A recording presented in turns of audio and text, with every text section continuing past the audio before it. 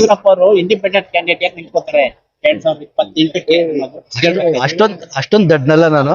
ಈ ತಾಲೂಕಲ್ಲಿ ಇಂಡಿಪೆಂಡೆಂಟ್ ಆಗಿ ಯಾರು ಗೆದ್ದವರೆಲ್ಲ ನಿಂತ್ಕೊಳ್ಳೋ ಐಡಿಯಾನೇ ಇಲ್ಲ. ಆ ಆ ಮುಂದೆ ಆಲೋಚನೆ ಇಲ್ಲ. ಯಡಿಯೂರಪ್ಪ ಅವರು ಇಂಡಿಪೆಂಡೆಂಟ್ ಕ್ಯಾಂಡಿಡೇಟ್ ಯಾಕೆ ನಿಂತ್ಕೋತಾರೆ 2028ಕ್ಕೆ ಅಷ್ಟೊಂದು ದಡ್ಡನಲ್ಲ ನಾನು. ಈ ತಾಲೂಕಲ್ಲಿ ಇಂಡಿಪೆಂಡೆಂಟ್ ಆಗಿ ಯಾರು ಗೆದ್ದವರೆಲ್ಲ ನಿಂತ್ಕೊಳ್ಳೋ ಐಡಿಯಾನೇ ಇಲ್ಲ. ಆ ಆ ಮುಂದೆ ಆಲೋಚನೆ ಇಲ್ಲ. ಇವತ್ತು ಅದ್ದೂರಿಯಾಗಿ ಸ್ವಾಗತ ಕೋರಿ ಈ ಕಾರ್ಯಕ್ರಮದಲ್ಲಿ ಧಾರ್ಮಿಕ ಕಾರ್ಯಕ್ರಮದಲ್ಲಿ ಭಾಗವಹಿಸಿದ್ದೇನೆ. ಏನ್ ಹೇಳ್ತೀರಾ? ಈ ಅದ್ದೂರಿಯಾಗಿ ಸ್ವಾಗತ ಕೋರಕ್ಕೆ ಅದರಿಂದ ಶ್ರೀನಿವಾಸ ಮತ್ತು ಮುನ್ರಾಜು, ಲಕ್ಷ್ಮಣ, ರಾಮಣ್ಣ, ಶ್ರೀರಾಮ್ ಕಶ್ಯಪ್ ಶ್ರಮ ಇದೆ.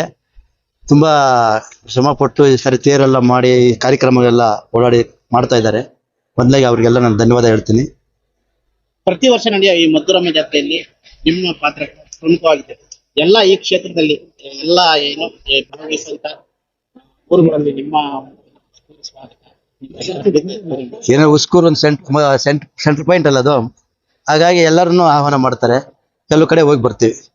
ತಾಲೂಕಲ್ಲಿ ಮದ್ದೂರಮ್ಮನಿಗೆ ವಿಶೇಷವಾದ ಸ್ಥಾನ, ಅಚ್ಚುಮೆಚ್ಚಿನ ನಾಯಕನಾಗಿ ಬೆಳೀತಾ ಇದ್ದೀವಿ.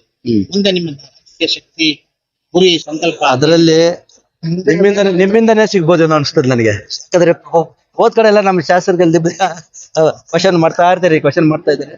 ನೋಡೋಣ, ಅವಕಾಶ ಸಿಕ್ಕಿದ್ರೆ. ಯಡಿಯೂರಪ್ಪ ಅವರು ಇಂಡಿಪೆಂಡೆಂಟ್ ಕ್ಯಾಂಡಿಡೇಟ್ ಯಾಕೆ ನಿಂತ್ಕೋತಾರೆ 2028ಕ್ಕೆ?